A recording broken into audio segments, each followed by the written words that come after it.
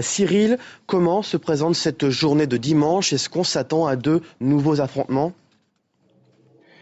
Ils ont déjà commencé, hein. Il n'y a pas de trêve. Je ne sais pas si vous pouvez voir derrière moi des fumées très épaisses s'élèvent dans l'air. Nous sommes à quelques centaines de mètres de là où il y a un véritable no man's land maintenant, avec l'armée qui tente de contrôler ce périmètre à quelques centaines de mètres aussi de ce camp retranché des chemises rouges. Il y a eu des échanges de coups de feu il y a 1 heure. Un homme a été grièvement blessé par une balle dans la tête. Donc vous voyez que la violence ne retombe pas.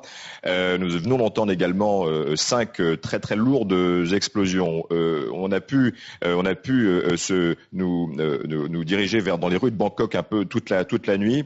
Et ce qui est assez étonnant, c'est que pour la première fois, dans certains quartiers du sud et du nord de ce grand camp retranché des chemises rouges, eh bien il y a eu des podiums spontanés politiques rassemblant des centaines de chemises rouges avec des politiciens qui se sont mis à haranguer la foule. Ils nous ont dit nous sommes là, et ils l'ont été jusque très tard à l'aube ce matin. Nous sommes là pour remplacer les leaders de ce grand camp des chemises rouges si jamais l'assaut est donné. C'est-à-dire qu'en fait, il y a une véritable volonté politique de faire tache d'huile pour que ce mouvement des chemises rouges ne se tarisse pas, ne s'arrête pas, alors qu'on craint vraiment un assaut imminent maintenant de l'armée. Donc il n'y a pas de trêve, la bataille de Bangkok continue à l'heure où je vous parle.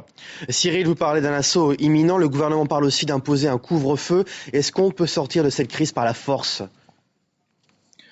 Écoutez, effectivement, on n'a pas vraiment l'impression qu'à la fois l'état-major thaïlandais ni le Premier ministre ont envie de négocier. Je crois que maintenant, on est vraiment dans une impasse politique. Il n'y aura plus que maintenant, effectivement, la force. Quand le Premier ministre, hier, annonce qu'il veut imposer un couvre-feu, c'est vrai que le couvre-feu, de toute façon, existe déjà parce que tout le quartier qui est là, le quartier des affaires, était toute la nuit plongé dans un noir absolu. C'est extrêmement dangereux de sortir la nuit. Donc, ça ne changerait pas grand-chose. Maintenant, ce qui va changer, c'est la réaction des chemises rouges. Certains leaders des chemises rouges ont annoncé ce matin qu'ils ne contrôlaient plus une partie de leurs sympathisants. Donc c'est une situation encore extrêmement dangereuse et volatile ici à Bangkok.